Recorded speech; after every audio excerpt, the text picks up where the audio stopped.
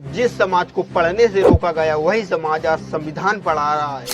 इसी लोकतंत्र में कुछ बच्चों को सिर्फ उनकी जाति की वजह से बैठने नहीं दिया जाता, किसी को घड़े से पानी पीने पर मार दिया जाता है। दलित बच्चे को मटके छूने की सजा कुछ इस तरह से दी गई कि उसे अपनी जिंदगी यहाँ पर गंवानी पड़ी, और किसी को मूछ रखने पर मार दिया जाता है कि एक इंसान ने मूछ रखी और मूछ रखने के चक्कर में उसको जान से मार दिया।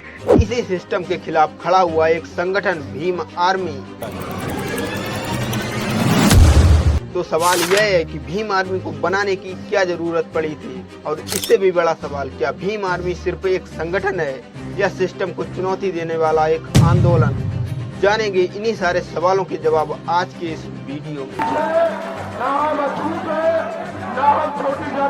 अब वो क्या कर रहे हैं कि मुझे लगता है वो मुझे निकाल रहे हैं, फिर किसी व्यक्ति के साथ कुछ उत्पीड़न होगा, फिर दोबारा जेल में जाएंगे। नमस्कार दोस्तों, चंद्रशेखर आजाद का जन्म 3 दिसंबर 1986 में हुआ।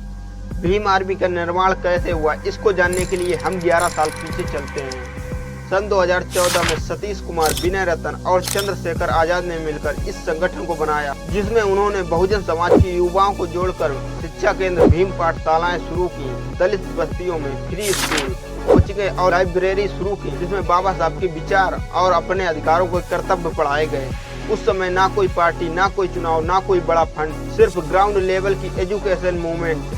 चंद्रशेखर आजाद चर्चा में तब आए जब उन्होंने अपने गांव के बाहर एक बोर्ड लगाया जिस पर लिखा, द ग्रेट चमार धड़कौली में आपका स्वागत है। इससे दलितों और ठाकुरों के बीच में एक तनाव पैदा हो गया। 5 मई सन 2017 में सहारनपुर के सबीरपुर गांव में संघर्ष हुआ, जिसमें कि 25 दलितों के घर जलाए गए और एक शख्स की मौत भी हुई। इसके विरोध में प्रदर्शन हुआ, जिसमें पुलिस ने 37 लोगों को जेल भेज दिया और 300 लोगों के ऊपर मुकदमा दर्ज कर दिया। चंद्रशेखर आजाद ने दिल्ली के जंतर मंतर पर प्रदर्शन किया, जिसमें उन्होंने 37 लोगों की रिहाई की मांग की, और इसी लड़ाई को लड़ते हुए उनके ऊपर NSA लगाकर उनको जेल भेज दिया गया, और यहीं से भीम आर्मी चर्चा में आ गई थी। तो पहला सवाल कि भीम आर्मी क्यों बनाई थी?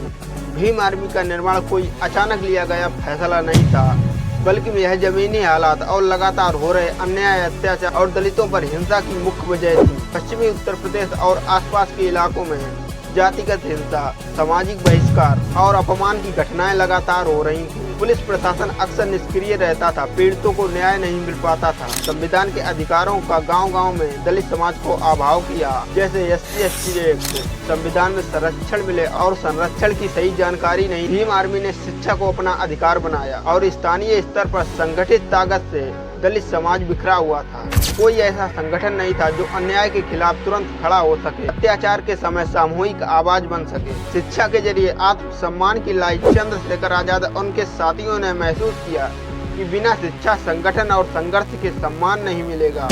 भीम आर्मी ने इसीलिए मुफ्त कोचिंग और लाइब्रेरी शुरू की, जिसमें बाबा साहब के विचारों को जमीनी स्तर पर उतारने की जरूरत थी। भीम आर्मी ने खुद को बाबा साहब के विचारों, सामाजिक न्याय और समानता का जमीनी रक्षक माना। भीम आर्मी इसलिए बनी क्योंकि दलित समाज को अन्याय के खिलाफ खड़े होने के लिए अपनी खुद की ताकत की जरूरत थी। दूसरा सवाल, क्या भीम आर्मी सिर्फ एक संगठन है या सिस्टम को चुनौती देने वाला एक आंदोलन? भीम आर्मी ने सिर्फ बयान ही नहीं दिए, बल्कि थानों, प्रशासन और सरकार की निष्क्रियता पर सवाल उठाए। कानून किताबों में है, जमीन पर नहीं, इस सोच को उजागर किया।